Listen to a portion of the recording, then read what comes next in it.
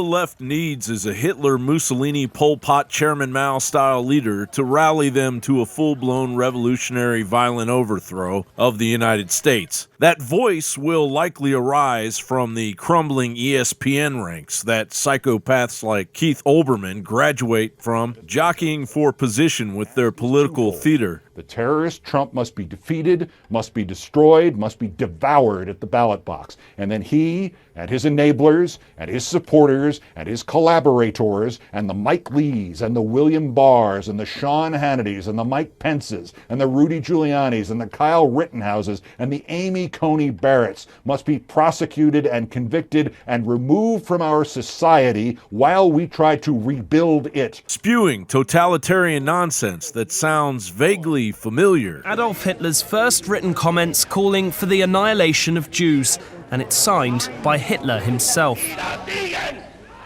The letter was penned decades before the Holocaust in 1919, when Hitler was a German soldier, but it reveals his early hatred of Jewish people.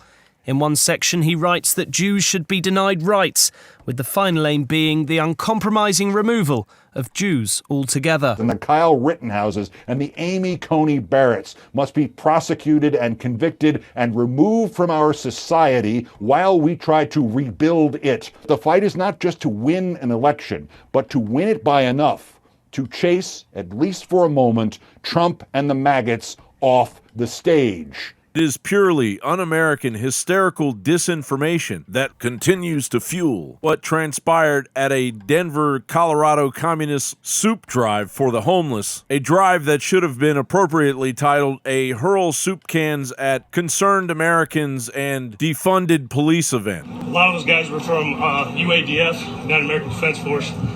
The other side, the Communist Party, started attacking the cops probably within, 20 minutes? Yeah, 20 minutes. I saw soup cans. I was up there speaking. Soup cans were flying at the cops. Again, they said they're doing a soup drive for the homeless. No, they weren't. And as a BLM mental patient hurled threats and insults at patriots. Makes me, brother. Walk up to me and makes me, mother. Makes me, mother. I got the reputation on my ground. Makes me. Can you talk? Go ahead and makes me. Go ahead and makes me. And as a patriot appeared to defend himself with pepper spray after the gun had been drawn, that patriot was shot point blank in the head. The BLM instigator celebrated as he left the scene, only to be detained shortly thereafter. One less white supremacist.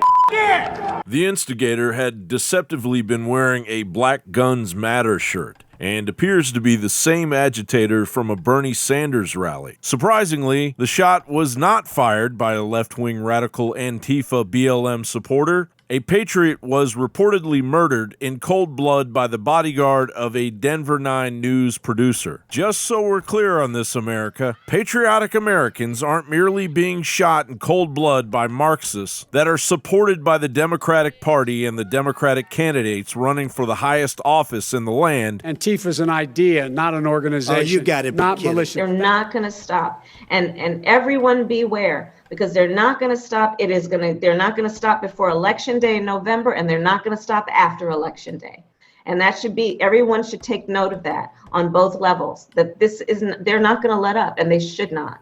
And we should not. The liberal 9 News Denver media has now become the center of an investigation where the life of an American citizen was snuffed out in broad daylight by the tyranny of a mockingbird media goon. On the other side, the Denver Communist Party, along with self-described Black Lives Matter and Antifa. They call it a patriot muster, but that's, they used patriot instead of saying racist, or patriot instead of saying nationalist. So, we see through that.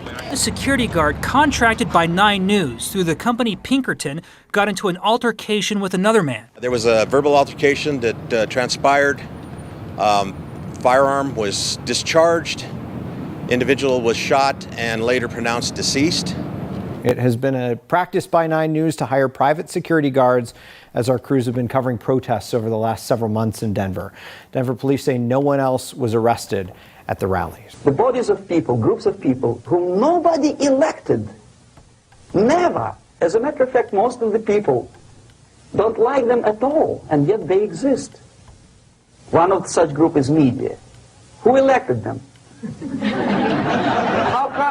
How come they have so much power, almost monopolistic power on your mind? They can rape your mind.